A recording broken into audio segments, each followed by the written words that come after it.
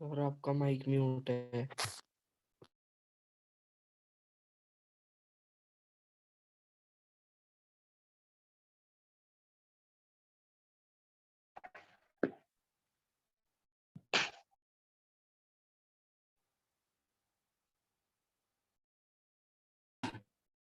आवाज सर आपका mic mute. okay sorry Arrhenius acid Arrhenius base let me repeat Arrhenius acid Arrhenius base hydride किसे बोलते हैं हम बाइनरी कंपाउंड होते हैं यानी कि दो एलिमेंट होंगे उस कंपाउंड में जिसको हाइड्राइड बोलेंगे ऑक्साइड भी बाइनरी कंपाउंड होते हैं जैसे H2O ये हाइड्रोजन का ऑक्साइड है बाइनरी कंपाउंड है इसमें दो एलिमेंट है हाइड्रोजन ऑक्सीजन लेकिन ये हाइड्रोजन का तो ऑक्साइड है और ऑक्सीजन का हाइड्राइड है भाई ऑक्सीजन का हाइड्रोजन के साथ तो हाइड्राइड में एक एलिमेंट हाइड्रोजन फिक्स है दूसरा एलिमेंट हाइड्रोजन के अलावा और कुछ भी हो सकता है जैसे मैं CaH2 बोलूं जिसको हाइड्रोलिथ के नाम से जानते हैं किस नाम से जानते हैं हाइड्रोलिथ यहाँ पे H-1 है alkali metal alkyne earth metal के हाइड्राइड में H-1 ऑक्सीडेशन स्टेट में होता है लेकिन HF HCl HBr HI non metal के हाइड्राइड में हाइड्रोजन +1 ऑक्सीडेशन स्टेट में होता है तो हाइड्राइड में हरदम H-1 हो ऐसा जरूरी नहीं है H-1 हो ऐसा जरूरी नहीं है हाँ आयोनिक हाइड्राइड में H-1 होता है आयोनिक सोल्ट लाइक सेलाइन हाइड्राइड जैसे NaCl एक सोल्ट है Na पॉजिटिव Cl नेगेटिव वैसे NaH भी इसी तरह एक आयोनिक हाइड्राइड है S ब्लॉक के हाइड्राइड तो सोल्ट लाइक हाइड्राइड है सोल्ट की तरह NaCl सोल्ट की तरह है इनको आयोनिक हाइड्राइड जो S ब्लॉक के हाइड्राइड होते हैं तो HF HCl HBr H block के जितने भी हाइड्राइड है वो आयोनिक हाइड्राइड है बस बेरिलियम मैग्नीशियम का हाइड्राइड को छोड़ दिया जाए तो बेरिलियम मैग्नीशियम के जैसे LiH NaH lithium sodium potassium rubidium caesium ये सब आयोनिक हाइड्राइड है +1 -1 में है सारे के सारे BeH2 MgH2 CaH2 स्ट्रोंशियम और बेरियम ये दोनों कोवलेंट हाइड्राइड है कोवलेंट बॉन्ड होता है बाकी एस ब्लॉक के सारे हाइड्राइड है वो आयोनिक हाइड्राइड है आयोनिक हाइड्राइड है आयोनिक हाइड्राइड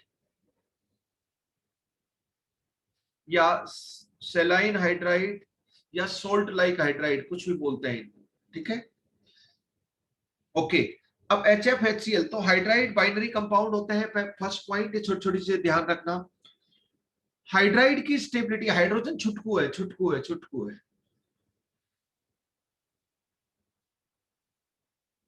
छुटकू और मुटकू की जोड़ी अच्छी नहीं होती है दोनों मुटकू हो तो उनकी जोड़ी जमती है दोनों छुटकू हो तो भी उनकी जोड़ी जमती है लेकिन साइज में बहुत ज्यादा डिफरेंस है तो मिसमैच लगता है बस इसी चीज को यूज करो आप इधर HF HCl HBr HI सब में H+1 में है मैं बोल रहा हूं acidic strength down the group बढ़ती है hydrohalic acid hydrofluoric acid hydrochloric acid HBr HI इन सब का acidic strength down the group बढ़ती है एसिडिटी डाउन द ग्रुप बढ़ती है अब कौन अच्छा एसिड है अच्छा एसिड वो नहीं है जो जल्दी से H पॉजिटिव आयन फर्निश कर दे अच्छा एसिड वो है जो ज्यादा नंबर में H पॉजिटिव आयन फर्निश करे ज्यादा H पॉजिटिव आयन फर्निश करे सॉल्यूशन HF HCl देखो हाइड्रोजन छुटकू है सब जगह हाइड्रोजन एटम को मैं ऐसे दिखा लेता हूं छुटकू की तरह फ्लोरीन इससे थोड़ा बड़ा है क्लोरीन और बड़ा है ब्रोमीन और बड़ा है और आयोडीन तो और बड़ा है बताओ हाइड्रोजन आयोडीन की जोड़ी अच्छी नहीं है साइज डिफरेंस ज्यादा है मिसमैच है both are not be fitting for it तो इनकी जोड़ी टूटने के चांसेस पूरे पूरे हैं हम क्या चाहते हैं दुनिया में जोड़ियां टूटे क्यों टूटेगी तभी तो नहीं बनेगी H पॉजिटिव टूटेगा तभी तो बेस के साथ OH आयन के साथ H2 न्यूट्रलाइजेशन रिएक्शन में जाएगा व्हाट आई मीन टू से तो हम चाहते हैं किसी इलेक्ट्रोनेगेटिव एलिमेंट जैसे हाइड्रोजन है ऑक्सी एसिड में ऑक्सीजन होता है इनका हाइड्रोजन के साथ बॉन्ड टूटे तो H पॉजिटिव आयन फर्निश हो तो अच्छा एसिड हो, ज्यादा से ज्यादा H पॉजिटिव आयन दे। तो इसलिए because of size difference acidic strength increases down the group. Because of size difference acidic strength increases down the group. Reason क्या है? साइज। जितना हाइड्रोजन छोटा है तो छोटे के साथ अच्छा बॉन्ड बनाएगा, बड़ा एटम होगा तो उसका बॉन्ड वीक होता चला जाता है, इसलिए acidic strength down the group बढ़ती चली जाती है। यह हाइड्राइड है। ओके, तो आपको ये क्वेश्चन पूछा जाएगा, बताओ हाइड्राइड क्या होते हैं? बाइनरी कंपाउंड होते हैं जिसमें एक एलिमेंट हाइड्रोजन है, दूसरा हाइड्रोजन के अलावा कुछ भी हो सकता है। अब बोलोगे सर H2 में हाइड्रोजन, दूसरा भी हाइड्रोजन है। अरे भाई, दूसरा एलिमेंट हाइड्रोजन के अलावा होना चाहिए, H2 हाइड्राइड नहीं है। ओके, हाइड्राइड में H की +1 ऑक्सीडेशन स्टेट भी होती है, -1 भी हो सकती है। नॉन मेटल के हाइड्राइड में +1 और S ब्लॉक के मेटल के हाइड्राइड में -1 ऑक्सीडेशन स्टेट होती है। जैसे ये हाइड्रोलिथ लिख रखा है मैंने, हाइड्रोलिथ, इसका नाम क्या है? हाइड्रोलिथ। हम पहले भी देख चुके हैं, जीके वाली चीजें ध्यान रखना, आगे काम आता रहेगा। हाइड्रोलिथ, ठीक है। अब ये तो सारे आपके एसिड की मैंने बात की। कोई भी एसिड की एसिडिक स्ट्रेंथ, हाइड्राइड की acidic strength down the group बढ़ती चली जाती है, ये बात सही है। मैं oxygen, sulphur, selenium, tellurium, polonium, इसका हाइड्राइड H2O, इसका हाइड्राइड H2S, इसका हाइड्राइड ये, इसका हाइड्राइड ये, इसका हाइड्राइड ये, साइज ऑक्सीजन, सल्फर, सेलेनियम का बढ़ता चला जाएगा। तो एसिडिक स्ट्रेंथ एसिडिटी बढ़ती चली जाएगी। एसिडिक स्ट्रेंथ हम में Ka की वैल्यू भी बढ़ती चली जाएगी डाउन द ग्रुप। Ka होता है एसिडिटी कांस्टेंट। जितना बड़ा Ka dissociation constant of acid, है ना, डिसोसिएशन कांस्टेंट ऑफ एसिड और एसिडिटी कांस्टेंट ये बोलते हैं। जितना बड़ा ये है उतना ज्यादा एसिडिक स्ट्रेंथ है, उतना ज्यादा एसिडिक स्ट्रेंथ है एसिड का। A फॉर एसिड, है ना। तो Ka की वैल्यू के हिसाब से भी आप लोग बात कर सकते हो, डाउन द ग्रुप बढ़ेगा। तो H2O हाइड्राइड है आपका, H2S हाइड्राइड है आपका। Binary compound of any element with hydrogen is hydride, as simple as that. Okay, तो आर्सेनियस एसिड आप समझ गए, HCl HBr ये आर्सेनियस एसिड है। मैं बात करूं H2SO4, ये ऑक्सी एसिड आर्सेनियस एसिड है क्योंकि एचाइन देता है पानी में डालने पर मीथेन आर्सेनियस एसिड नहीं है, अमोनिया आर्सेनियस एसिड नहीं है। मैं बात करूं acidic oxide, CO2, SO2, SO3 non metal के जो ऑक्साइड हैं, P4O6, P4O10 नॉन मेटल के ऑक्साइड हैं सारे के सारे, Cl2O7 नॉन मेटल के ऑक्साइड हैं, I2O5 ये सब नॉन मेटल के ऑक्साइड हैं, ये सब एसिडिक ऑक्साइड होते हैं। तो ये एसिड तो है लेकिन ये आर्सेनियस एसिड नहीं है, इनके पास हाइड्रोजन नहीं है, क्या देंगे? आर्सेनियस बेस NaOH, KOH। सबसे ज्यादा पीरियोडिक टेबल में लेफ्ट टू राइट जाते हैं तो मेटालिक करैक्टर कम होता चला जाता है, सब लोग जानते हैं। Down the group metallic character बढ़ता है। तो lithium, sodium, potassium, rubidium, caesium. मैं बोलूं सबसे ज्यादा मेटालिक करैक्टर किसका है? फर्स्ट पीरियड के, फर्स्ट ग्रुप के एलिमेंट का या 18 ग्रुप के एलिमेंट का? एल्कली मेटल फर्स्ट ग्रुप है, second group alkaline earth metal है, लेकिन बेरिलियम एलिमेंट को एल्कलाइन अर्थ मेटल नहीं बोलते हैं, उसको मैग्नीशियम, कैल्शियम, स्ट्रोंशियम सबको बोलते हैं, कैल्शियम, स्ट्रोंशियम, बेरियम। ये सेकंड ए मेटल है, ग्रुप 2 के मेटल है मॉडर्न नंबरिंग के हिसाब से। ग्रुप फर्स्ट ए या फिर मॉडर्न ग्रुप नंबरिंग 1 और मॉडर्न ग्रुप नंबरिंग के हिसाब से 2 है इसके। इन सबको एल्कली मेटल बोलते हैं, लिथियम से सीजियम तक, इन सबको except this is not alkaline earth metal, beryllium नहीं है। अब मैं बात करता हूं, जैसे जैसे डाउन द ग्रुप जाते हैं मेटेलिक करैक्टर बढ़ता है, इनके ऑक्साइड हाइड्रोक्साइड का बेसिक करैक्टर भी बढ़ता है, बेसिसिटी बढ़ती है। जैसे मैं इन सब के ऑक्साइड की बात करूं, Li2O, Na2O, K2O, Rb2O, CS2O, BeO, MgO, CaO, SrO, BaO।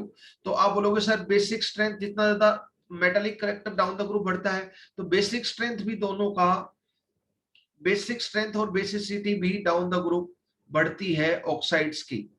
Basic strength भी बढ़ती है जितना ज्यादा मेटेलिक करैक्टर, जितना ज्यादा non metallic character. Non metal के ऑक्साइड एसिडिक है, मेटल के ऑक्साइड बेसिक है, बेसिसिटी बढ़ती है। ये एस ब्लॉक के सारे लिखे, बट ये वाला है ना, ये एल्कलाइन और बेसिक नहीं है, ये एम्फोटेरिक है। एम्फोटेरिक क्या होता है? एम्फोटेरिक वो होता है जो एसिड के साथ रिएक्ट कर जाए, बेस के साथ भी। बेसिक ऑक्साइड जो सिर्फ एसिड के साथ रिएक्ट करे वो बेसिक।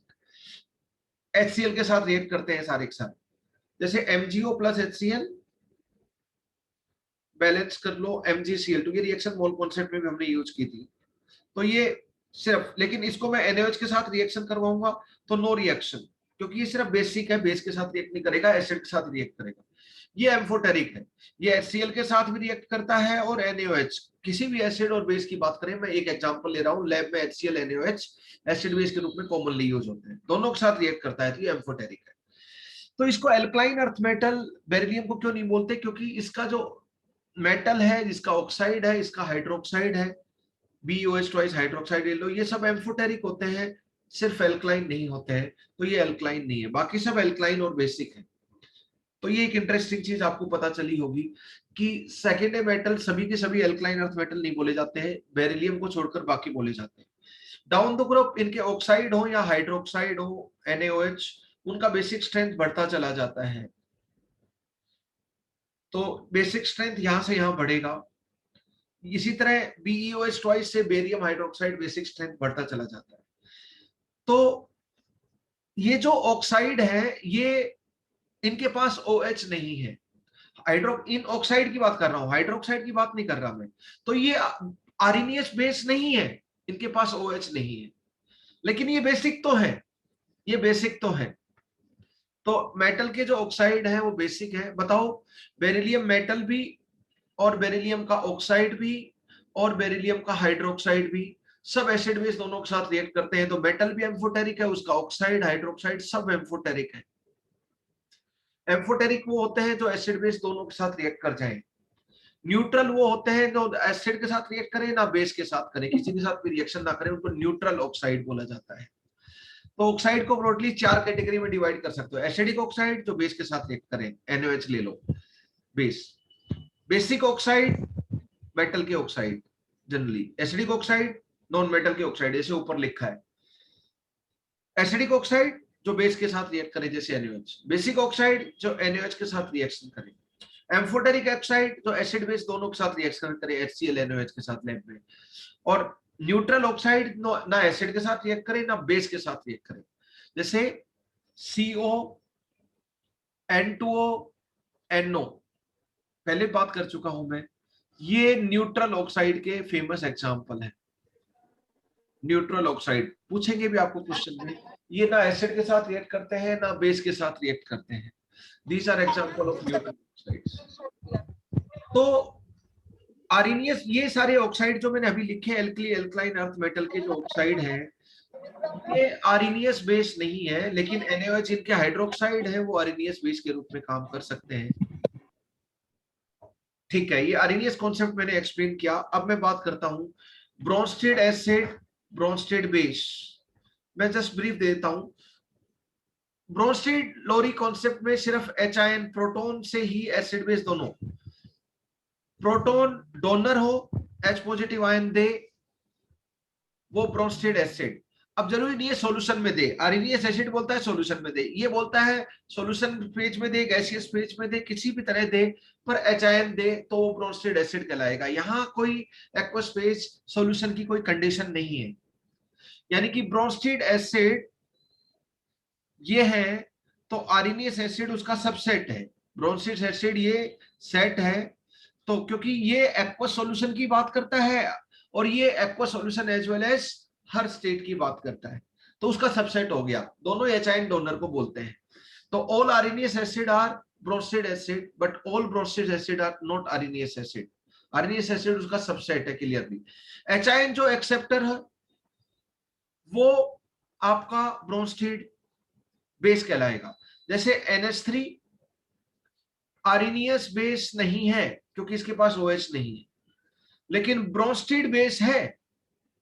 क्यों? क्योंकि NH3 HCl चाहे गैसियस फेज में रिएक्शन करवा लो इनकी, NH4Cl बना लेंगे, इसको तोड़कर लिखो NH4 पॉजिटिव Cl नेगेटिव, तो NH3 ने एक H लिया तभी तो NH4 पॉजिटिव में कन्वर्ट हुआ, तो ये क्या है? H एक्सेप्टर है, ब्रोंस्टेड बेस है ही। और HCl ने एक H दिया तभी तो Cl नेगेटिव में कन्वर्ट हुआ, और ये गैसियस फेज में रिएक्शन हो रही है, तो ये मैं बोलूंगा ये ब्रोंस्टेड एसिड है। ब्रोस्टेड एसिड है, गैसियस फेज में रिएक्शन है। गैसियस फेज में रिएक्शन में N2H4 हाइड्रोजन होता है, ये 2HCl के साथ रिएक्ट करता है तो N2H6 बना लेता है हाइड्रोजीनियम आयन, और Cl नेगेटिव दो होते हैं माइनस, तो N2H4 का स्ट्रक्चर सब लोग जानते हैं, ये हाइड्रोजन है आपकी, दिस इज हाइड्रोजन, हम पहले डिस्कस कर चुके हैं। इसके पास दो लोन पेयर है तो दो एच आयन ले लेता है, दो एच आयन ले लेता है। तो ये हाइड्रोजन ने एच आयन लिए तो एच आयन एक्सेप्टर है, तो ये ब्रोस्टेड एसिड तो ब्रोस्टेड बेस तो है, लेकिन आरएनएस बेस नहीं है, समझ गए ना, आरएनएस बेस नहीं है, ब्रोस्टेड है।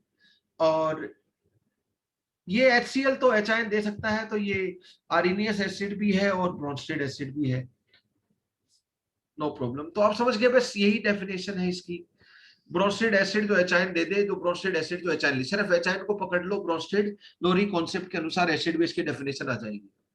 अब मैं लास्ट डेफिनेशन ल्यूइस एसिड और ल्यूइस बेस की बात करता हूं।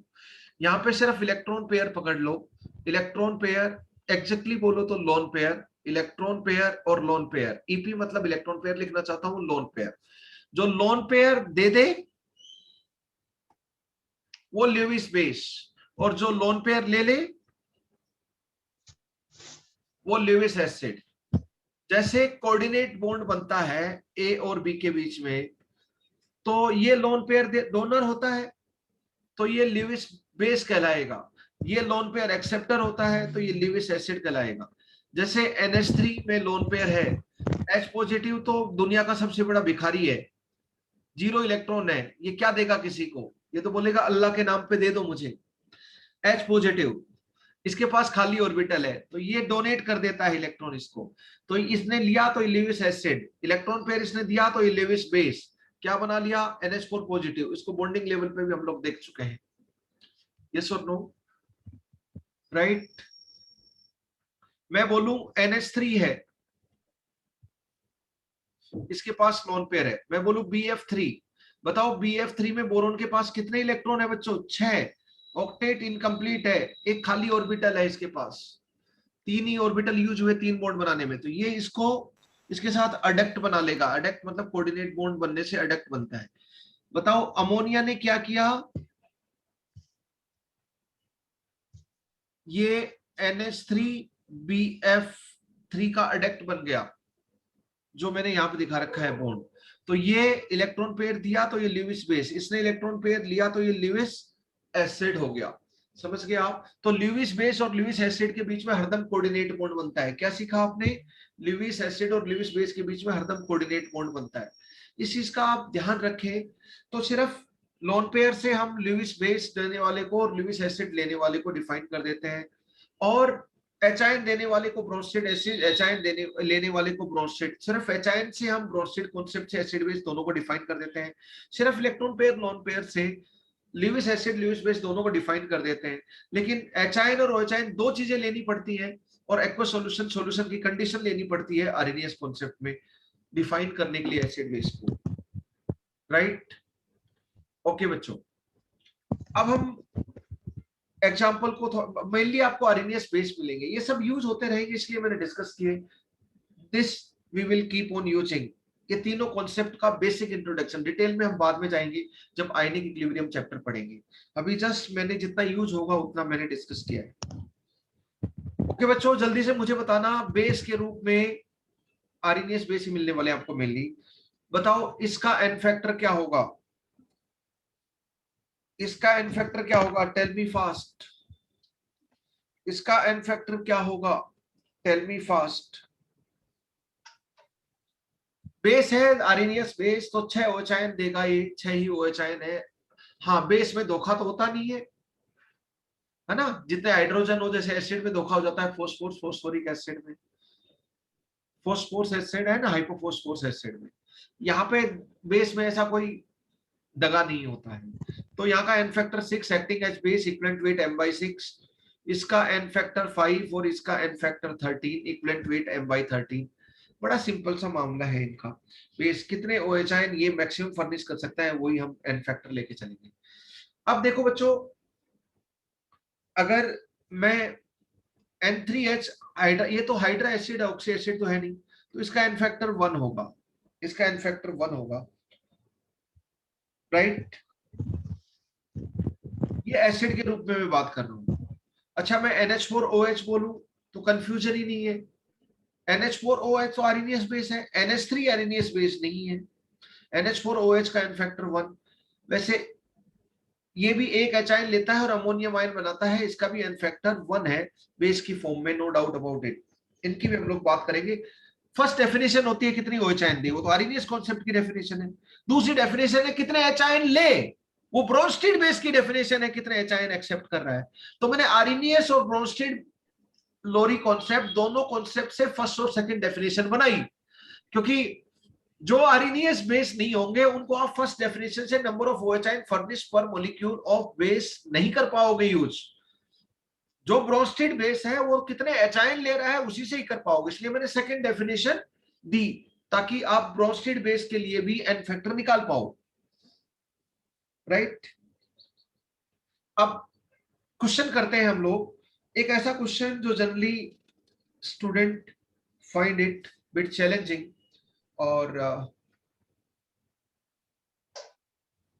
उस क्वेश्चन को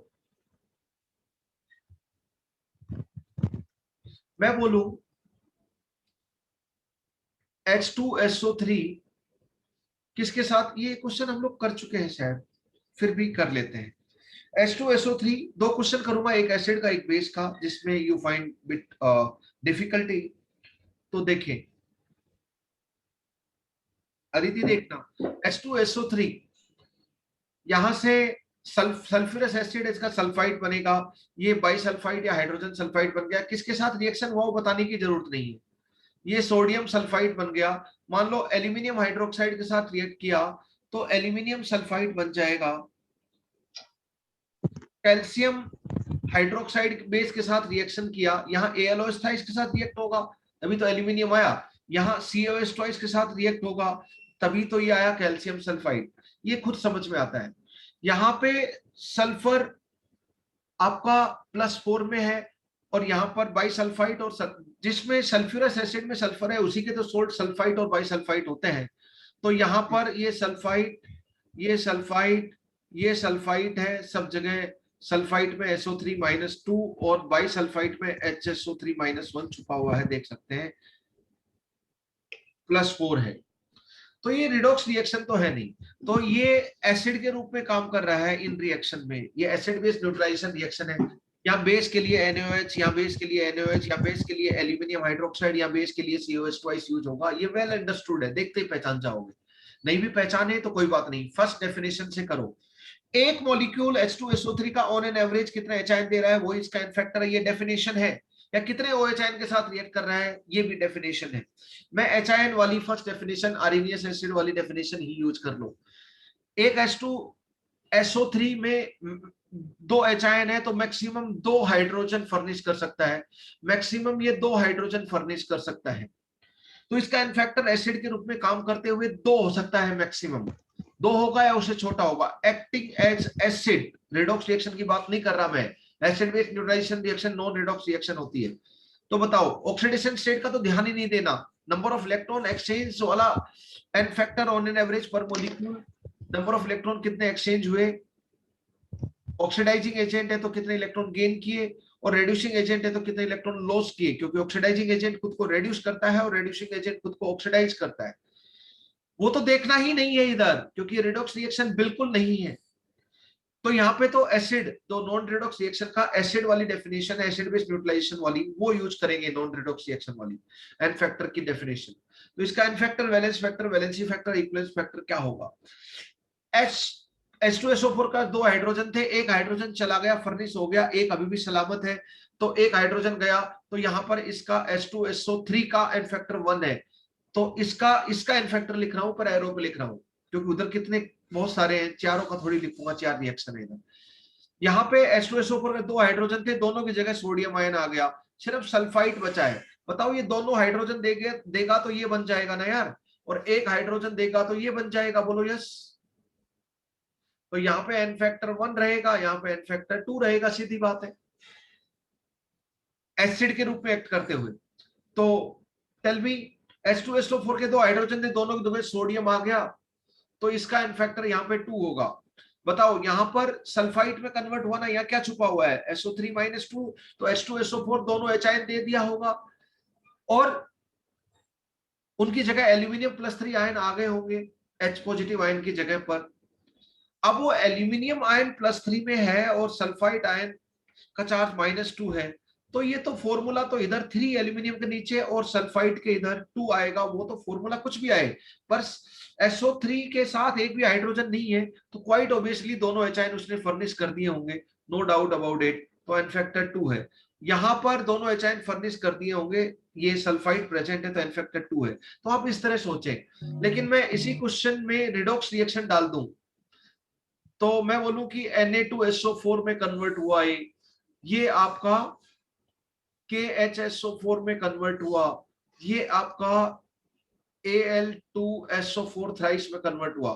यहां तो सल्फेट है +6 और +6, यहां पे कौन सी डेफिनेशन लगेगी, रिडॉक्स रिएक्शन में एक ही डेफिनेशन होती है बंधु, ये तीनों रिडॉक्स रिएक्शन है। रिडॉक्स रिएक्शन में डेफिनेशन होती है इलेक्ट्रॉन वाली, तो बताओ +4 से +6 गया इधर भी, तो सल्फ्यूरिक एसिड में एक सल्फर है, 2 इलेक्ट्रॉन लॉस हुए, यहां पर भी +4 से +6 तो 2 ही इलेक्ट्रॉन हुए, क्योंकि सल्फ्यूरिक एसिड में एक ही सल्फर है, यहां पर भी एन फैक्टर 2 होगा। इसमें कितने सल्फर है, Al2SO4 थ्राइस में, मुझे उससे लेना देना नहीं है, इसकी सिर्फ ऑक्सीडेशन स्टेट से लेना देना है। H2SO4 का एन फैक्टर निकाल रहे हो तो इसमें कितने सल्फर एटम है उनके लिए इलेक्ट्रॉन निकालो मेरे बच्चों, ना कि प्रोडक्ट में कितने सल्फर एटम है उसके लिए नहीं निकालना होता है। तो एन फैक्टर सभी में 3 है, ये तीनों रिडॉक्स हैं, तो यहाँ पे इलेक्ट्रॉन वाला एन फैक्टर निकलेगा, ऑन एन एवरेज कितने इलेक्ट्रॉन लॉस हुए हैं या गेन हुए। तो you able to understand it, you able to understand it. Let me take such type of example for base. Base की अगर मैं बात करूं, जैसे मैं बोलता हूं AlOH थ्राइस है, ये किसी एसिड के साथ रिएक्ट किया या किसके साथ रिएक्ट किया नहीं पता हमें, वो खुद सोचना होगा। ये किसी के साथ रिएक्ट किया,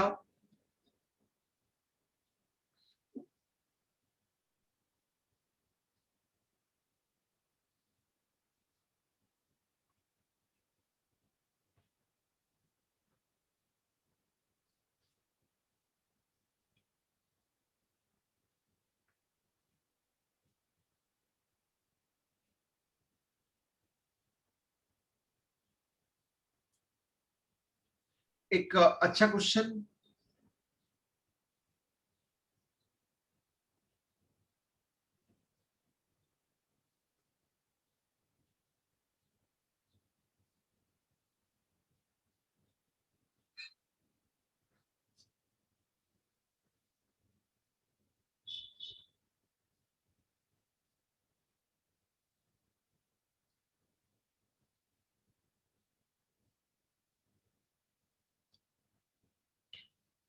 मैं आपसे पूछता हूं कि एल्यूमिनियम हाइड्रोक्साइड क्या सभी रिएक्शन में जो भी टेक पार्ट कर रहा है वो रिएक्शन रिडॉक्स है या नॉन रिडॉक्स है? ऑफ कोर्स सारी की सारी रिएक्शन नॉन रिडॉक्स रिएक्शन है, सबसे पहले तो यही पहचानना होगा। नॉन रिडॉक्स रिएक्शन में एल्यूमिनियम हाइड्रोक्साइड इन all this reaction acting as base. वैसे मैं आपको बताऊं, जिस तरह अभी अभी बात की थी बेरिलियम, उसका ऑक्साइड और उसका हाइड्रोक्साइड, इसी तरह बेरिलियम के साथ एल्यूमिनियम, एल्यूमिनियम का ऑक्साइड और एल्यूमिनियम का हाइड्रोक्साइड, इसी तरह जिंक, जिंक का ऑक्साइड और जिंक का हाइड्रोक्साइड, ये सब के सब एसिड बेस दोनों के साथ रिएक्शन करते हैं, सबके सब एम्फोटेरिक है। ये तीनों most famous amphoteric metal, amphoteric oxide और एम्फोटेरिक हाइड्रोक्साइड है। ये एसिड बेस दोनों के साथ रिएक्ट करते हैं। HCl एसिड ले लो, HNO3 कोई भी एसिड ले लो, बेस NaOH KOH कुछ भी ले लो, इनके दोनों के साथ रिएक्ट करते हैं, ये एम्फोटेरिक है। Just keep in mind, most famous amphoteric metal beryllium, aluminium और zinc. Most famous amphoteric oxide BeOAl2O3 and ZNO। Most famous hydroxide, amphoteric hydroxide beryllium, aluminium और जिंक के हाइड्रोक्साइड। ये एसिड बेस दोनों के साथ रिएक्ट करते हैं। ये सबसे फेमस है एम्फोटेरिक ऑक्साइड, हाइड्रोक्साइड और एम्फोटेरिक मेटल की फॉर्म में इन केमिस्ट्री। ये सबसे फेमस है, होते तो और भी है, मैंने बोला कि सबसे फेमस है। राइट, जीके की तरह नोट कर लेना, काम आएंगे, खूब काम आएंगे। ये इंफॉर्मेशन बहुत फ्रिक्वेंटली काम आती है, इसलिए मैं चीजें डिस्कस कर लेता हूं। Very useful. ओके, यहां पे हम बात करते हैं। देखो पहले सिंपल वाले केस लेते हैं। यहां पर OH हटकर Cl आया, यहां पर 3 HCl के साथ रिएक्शन क्या होगा, पक्की बात है। एक एल्यूमिनियम हाइड्रोक्साइड 3 HCl के साथ, तो AlCl3 बन गया। यहाँ 2 HCl के साथ रिएक्ट किया होगा, यानी कि 2 H के साथ, तो 2 Cl आगे होंगे, 2 OH हटकर। यहाँ पर एक HCl के साथ रिएक्ट किया होगा, एक AlOH का मॉलिक्यूल, तो एक Cl आया होगा।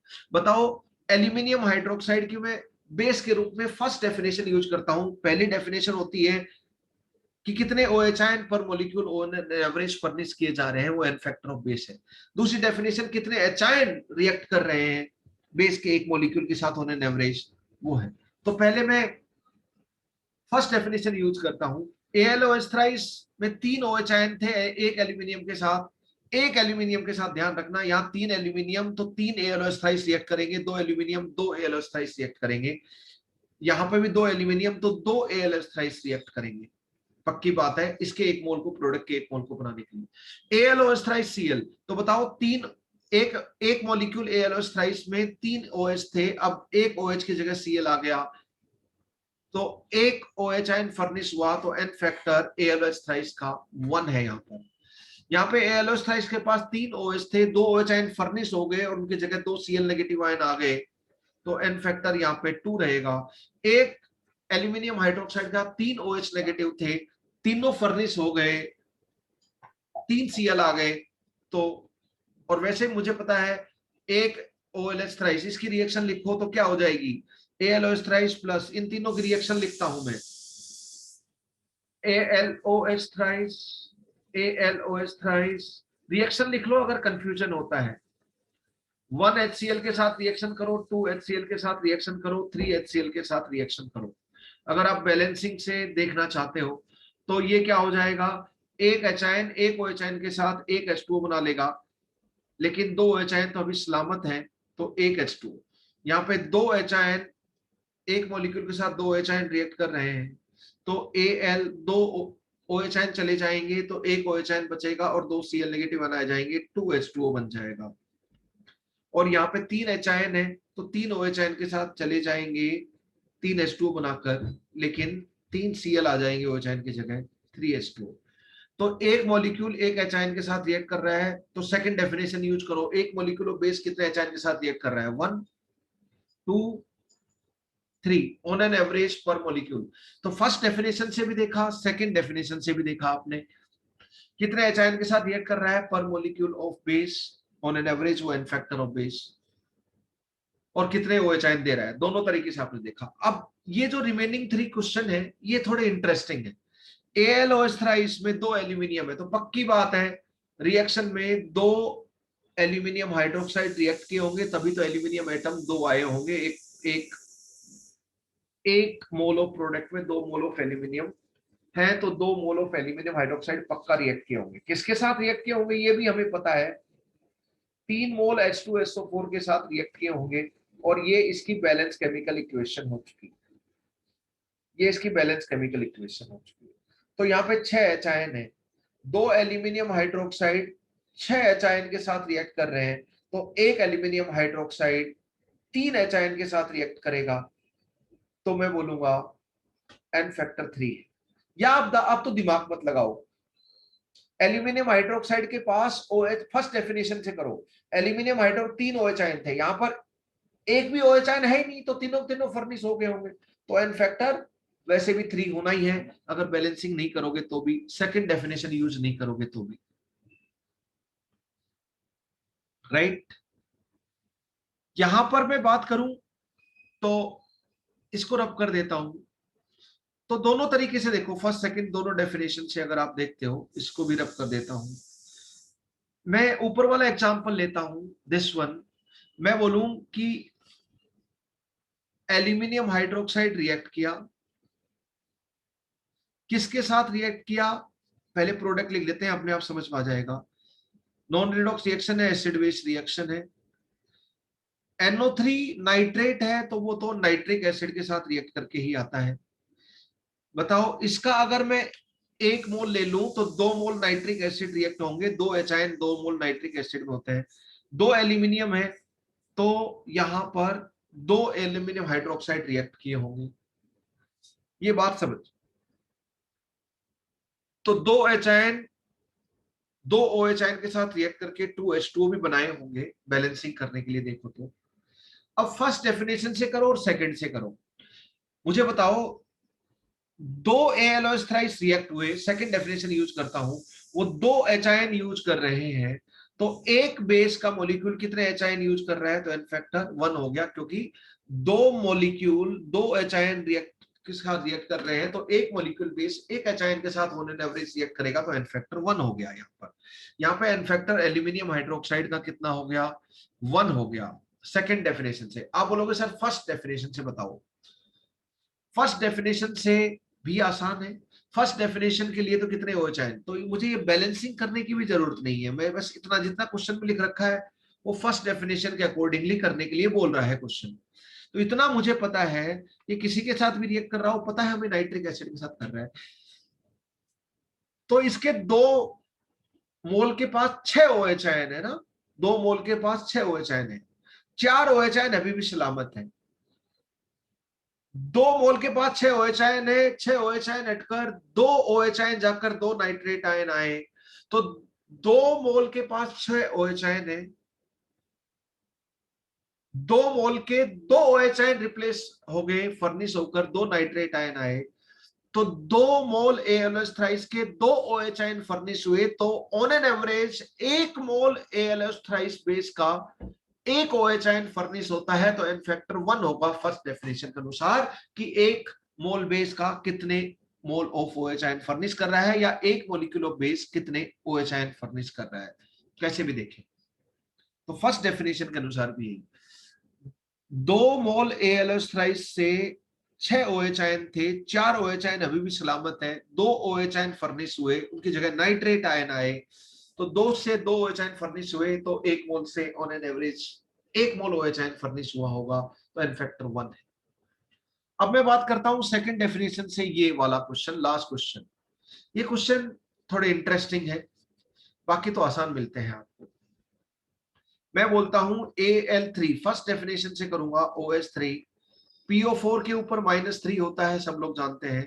यहाँ पे OH नेगेटिव है, PO4 -3 फोस्फेट या ऑर्थोफोस्फेट आयन यहाँ छुपा हुआ है, तो सबको पता है यहाँ पे फोस्फोरिक एसिड के साथ रिएक्शन हुई होगी, उसी से फोस्फेट आता है, इसमें कोई दो राय नहीं है। पर हम सेकंड डेफिनेशन पे जाते ही नहीं है, बैलेंसिंग पे जाते ही नहीं है, हम फर्स्ट डेफिनेशन से करते हैं। तो एक बात तय है, यहाँ पे 3 एल्यूमिनियम है, तो 3 ALOH थ्राइस रिएक्ट होंगे एक मॉलिक्यूल प्रोडक्ट का बनाने के लिए।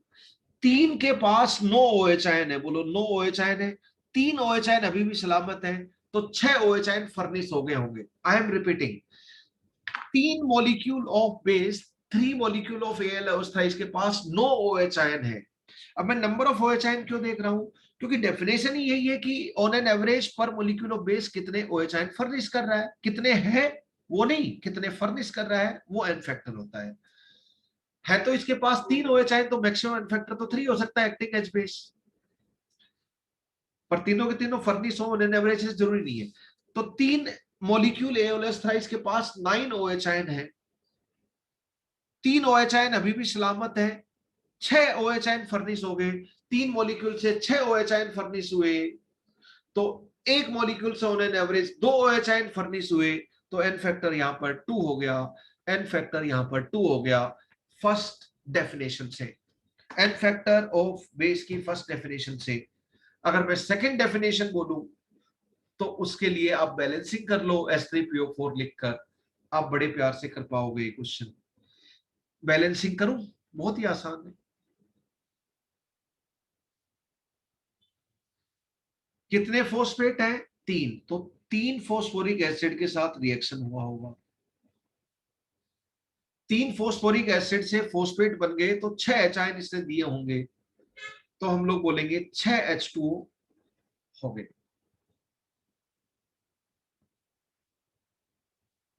यस और no?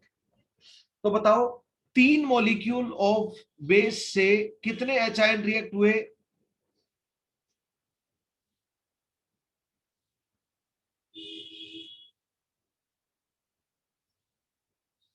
Okay okay okay,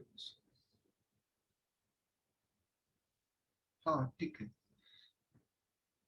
H3PO4 है ना,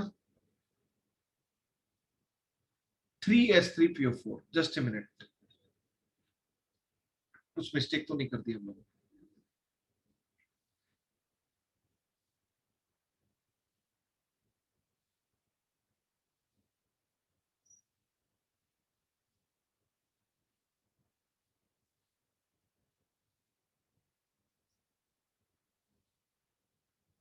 तो 3 एल्यूमिनियम हाइड्रोक्साइड है इधर, 9 6।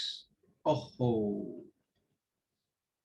यहाँ पे 2 लिखना था, मैंने ओरिजिनली क्वेश्चन में मिस्टेक कर दी, सॉरी। और या 3 3 9 हो गया, 6 और 3 9, हाँ perfect. We made mistake. Product में हमने 2, देखो चार्ज बैलेंस देखो ना, 3 एल्यूमिनियम में +9, 3 OH के ऊपर -3 और फोस्फेट में -3 है तो -6। दो फोस्फेट में हो गया, एक के ऊपर OH नेगेटिव, तो -3 3 OH पे हो गया, तो -9 चार्ज, और 3 एल्यूमिनियम के ऊपर +3 के हिसाब से +9, तो यहाँ पे फोस्फेट 2 ही होने चाहिए, फोस्फेट 2 ही होने चाहिए। खैर, एन फैक्टर अभी इसका 2 है, बिल्कुल सही है, तो यहाँ पे 2 आएगा, तभी यहाँ पे 2 आएगा। 2 आएगा तो 6H आयन 6H2 हो जाएगा, बाकी चीज सही है। वो 3 की जगह 2 करना है, दैट वाज मिस्टेक इनिशियली, उस लिखने की वजह से सब जगह आ गई, ठीक है। पर हमने वो 3 यूज नहीं किया ना, इसलिए हमारा आंसर 2 आ रहा था। यहां पर देखो 3 मोल 6H आयन के साथ रिएक्ट कर रहे हैं, तो 1 मोल बेस का 2H आयन के साथ रिएक्ट करेगा, तो एन फैक्टर 2 आ गया, एन फैक्टर 2 आ गया फर्स्ट डेफिनेशन के अनुसार भी। I think this is clear to all, I think this is clear to all, right? Any confusion anyone please? ये क्वेश्चन काफी अच्छा क्वेश्चन था, दोनों डेफिनेशन से हमने किया। अब कुछ ऐसे भी होते हैं, मैं आपको बोलूंगा कि साहब ये बताओ, देखो एक चीज देखो, CO2, SO2, SO3, P2O3 या फिर P4O6, फोस्फोरस ट्राइऑक्साइड P2O5, या फिर एक्चुअल में इसका स्ट्रक्चर तो P4O10 जैसा होता है, आप लोग देख चुके हैं इसका स्ट्रक्चर। ये नॉन मेटल के ऑक्साइड है, नॉन मेटल के ऑक्साइड है, ये सारे एसिडिक ऑक्साइड है। मैं बात करूं NO2 की, मैं बात करूं NO3 की, ये मैं बात करूं N2O4 की। बताओ यहाँ पे carbon +4, sulphur +4, carbon sulphur +6, phosphorus +3 है, फोस्फोरस अपने पेंटा ऑक्साइड 5 है, पेंटा ऑक्साइड 3 है, तो फोस्फोरस ट्राइऑक्साइड बोलते हैं इसको। ये हो गया। इनको अगर मैं पानी में डालू ना, तो ये सब एसिडिक ऑक्साइड ऑक्सी एसिड में कन्वर्ट हो जाते हैं। इसको पानी में डालो तो कार्बोनिक एसिड बन जाता है, उसमें भी +4 है, ऑक्सीडेशन स्टेट चेंज नहीं होती। इसको पानी में डालो तो सल्फ्यूरस एसिड बन जाता है, इसमें भी सल्फर +4 में। SO3 एनहाइड्राइड है सल्फ्यूरिक एसिड का, और ये अनहाइड्राइड है H3PO3 का, फोस्फोरस एसिड, यहाँ पे +3 है।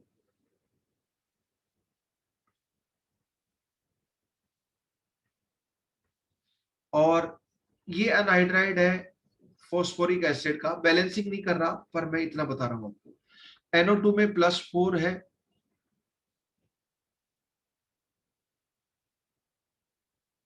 NO3 N2O3 लिखना था मुझे।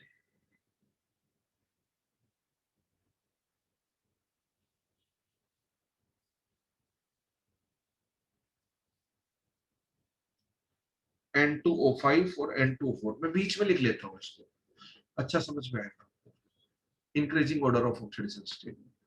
N2O3, N2O4, N2O5। एक छोटी चीज ऑब्जर्व करना, अब मैं इनका एन फैक्टर पूछूंगा धीरे धीरे मैं आपको, ये चीज समझ लोगे तो एन फैक्टर आपके लिए आसान हो जाएगा।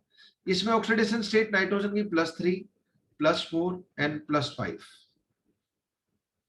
एक्चुअली नाइट्रोजन के दो एसिड देखे होंगे, नाइट्रस एसिड +3 वाला और नाइट्रिक एसिड +5 वाला, जानते हो ना।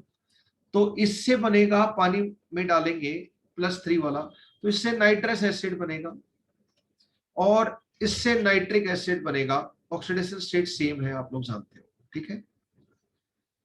लेकिन इसमें इसको पानी में डालो तो ये मिक्स ऑक्साइड होता है, इसमें नाइट्रस एसिड भी बनता है और नाइट्रिक एसिड भी बनता है, ध्यान रखिए इस चीज को। +3 और +5 दोनों, इसको बोलते हैं मिक्स्ड ऑक्साइड, मिक्स्ड। अनहाइड्राइड बोलो, अनहाइड्राइड बोलोगे तो अनहाइड्राइड कब बोलते हैं, H2CO3 से पानी निकाल दे तो CO2 बन जाएगा, तो CO2 is anhydride of carbonic acid. Sulphurous acid से पानी निकाल दे तो SO2, तो SO2 is anhydride of sulphuric acid. SO3 is anhydride of sulphurous acid, so on so as. तो N2O3 is anhydride of nitrous acid, N2O5 is anhydride nitric acid. And ये mix दो acid का है anhydride, तो इसको बोलेंगे mixed anhydride. समझ गए ना style, mix anhydride, this is mixed anhydride, इसको ध्यान भी रखने। अब देखो इसका एन फैक्टर कितना है, सब लोग जानते हैं 1। इसका एन फैक्टर कितना है 1, सॉरी एन फैक्टर 2, 2 एच देगा एन फैक्टर, ये आर्सेनियस एसिड के हिसाब से एन फैक्टर 2। यस और नो, ये तो आपका स्पेशल है, एक्सेप्शन वाला। एंड तीनों हाइड्रोजन फर्निशेबल नहीं होती, दो होती है। इसका एन फैक्टर कितना है जानते हो आप लोग तो 2। इसका एन फैक्टर 3 है, इसका एन फैक्टर कोई दोहराई नहीं है 1, इसका एन फैक्टर दोहराई नहीं है 1, और उधर तो वही लिखे हुए हैं तो उनको दोबारा नहीं लिखूंगा एन फैक्टर। तो इनका एन फैक्टर 2 है, तो इन ऑक्साइड का भी n factor acid base neutralisation reaction में आपको जरूरत पड़ेगी। फर्स्ट डेफिनेशन से देखना है और सेकंड डेफिनेशन से देखना है। फर्स्ट डेफिनेशन से देखोगे तो कोरोस्पोंडिंग ऑक्सी एसिड बना लो, एक H2CO3 से एक H2, एक CO2 से एक H2CO3 बनेगा। तो जो H2CO3 का एन फैक्टर है वही CO2 का एन फैक्टर है, एक्टिंग एज एसिड 2। इसका एन फैक्टर भी एक SO3 से एक H2SO3 बनेगा एक्वस सॉल्यूशन में, तो इसका भी एन फैक्टर 2 होगा क्योंकि इसका एन फैक्टर 2 है, लाइक दिस। ओके, लेकिन यहाँ P4O6 से 4 बनेंगे, तो यहां पर 1 to 1 देखना है। तो आप ये तो मैंने सेकंड डेफिनेशन से, फर्स्ट हाँ सेकंड डेफिनेशन से, ये कोई डेफिनेशन नहीं है, मैंने उसको ऑक्सी एसिड में कन्वर्ट कर लिया और तब देखा, ऑक्सी एसिड में कन्वर्ट कर लिया और तब देखा। Don't take worry regarding this. लेकिन अगर मैं फर्स्ट डेफिनेशन से इन ऑक्साइड का इनफैक्टर देखूं, ये सारे एसिडिक ऑक्साइड है, फर्स्ट डेफिनेशन से इनका एन फैक्टर देखूं तो सेकंड डेफिनेशन यूज करना पड़ेगा। SO2, SO3, P4O10, N2O3, इसको मैं अलग लिख लेता हूं, N2O3, N2O4, N2O5। बताओ मैं इसको NaOH के साथ रिएक्शन करूंगा तो मन ही मन में आपके दिमाग में चल रहा है कार्बोनिक एसिड है ये, एक्वस सॉल्यूशन डालते ही तो क्या बन जाएगा Na2CO3 + 2H2O, है ना। इसको मैं NaOH के साथ रिएक्शन करूंगा तो मन ही मन में सल्फ्यूरस एसिड चल रहा है आपके दिमाग में, तो ये क्या बन गया सोडियम सल्फाइड + 2H2O। इसका मन ही मन में सल्फ्यूरिक एसिड चल रहा है आपके दिमाग में, है ना। तो दो सल्फ्यूरिक एसिड में 2 H आयन होते हैं, तो इससे सोडियम सल्फेट बनेगा, सल्फ्यूरिक एसिड वाला सोल्ट ही, + 2H2O। मन ही मन में फोस्फोरिक एसिड चल रहा है H3PO4, और 4 फोस्फोर्स है तो 4 फोस्फोरिक एसिड चल रहे हैं मन ही मन में। यस और no, this is equal to 4H3PO4। उसमें 12 H आयन है तो 12 OH आयन के साथ ये रिएक्ट करेगा और Na3PO4 बना लेगा